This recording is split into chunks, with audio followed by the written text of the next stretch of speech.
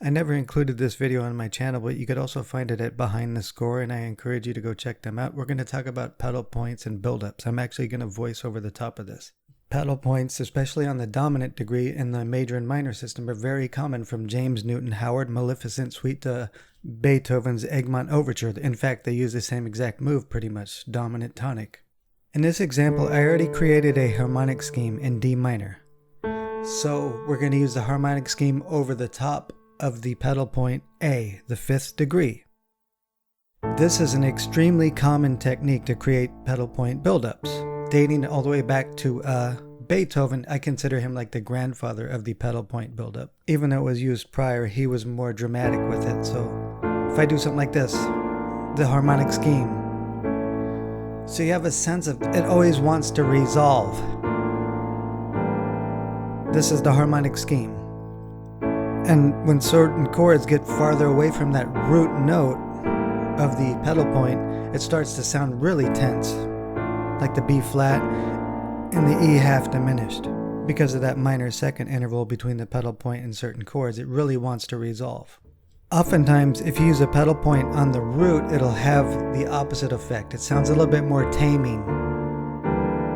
Now, this will not always be the case, but oftentimes it can tame out a sequence.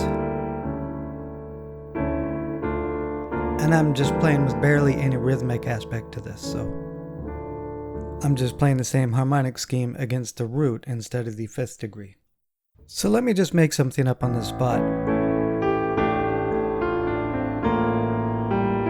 You hear that tenseness. It seems to want to always go somewhere. So let's take it somewhere now. By eventually taking that pedal point to the root, either Picardy third or minor version, you finally have a sense of release, a sense of ah. So here's the little sketch. Now this is not what we're going to hear. It's just a sketch, okay? But in most cases, I'm using horizontal kind of thinking and implied harmony. Meaning, I'm thinking like this. Each voice is their kind of their own line. Playing that harmonic scheme that we came up. And it echoes in the top, except it's inverted now. Okay? Meaning the higher echo of the part takes the lower note as the highest note and vice versa. So this would be the lowest note again, and the lower part, the echo has that as the highest note. Fun stuff you could do with music, interchange between the two. Now again, this is a form of horizontal thinking and implied harmony. Because the voices or and parts have their own little separate lines. They're doing separate things, even though in the beginning they are walking up in thirds and sixths. So for sample users, you could use this as an excuse to break up groups and have them play separate parts. Let's just play the mock-up now of this. This isn't what's written here. It's the actual fully mocked up.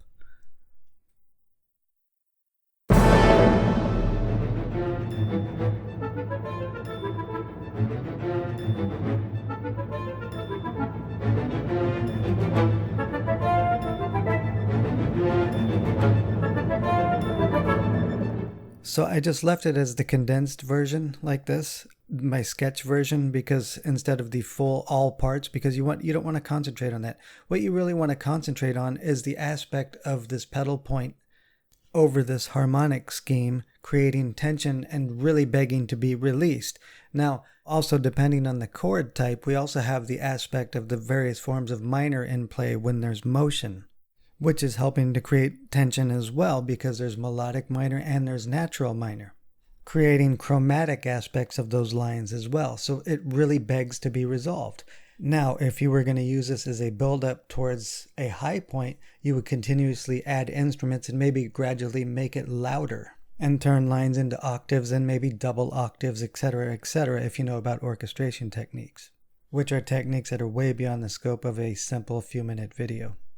The whole point is that if you use minor keys, for instance, and hang out on the dominant degree, the 5th degree of a minor key, and play chord progressions, we'll just say play chord progressions, you can create a lot of tension that begs to be released. That's the basis of this. And this is a very, very old technique, again, which is still a very effective technique. It's the same technique that Beethoven started to really exploit. So if you want a good example of this in film scores, go listen to Maleficent Suite from James Newton Howard, I believe the first movie, and he's just alternating between dominant and tonic with occasional passing tones or neighbor tones in A minor, just using the fifth degree as a pedal point. Very simple, but a very old technique. Same technique Beethoven uses in Egmont Overture.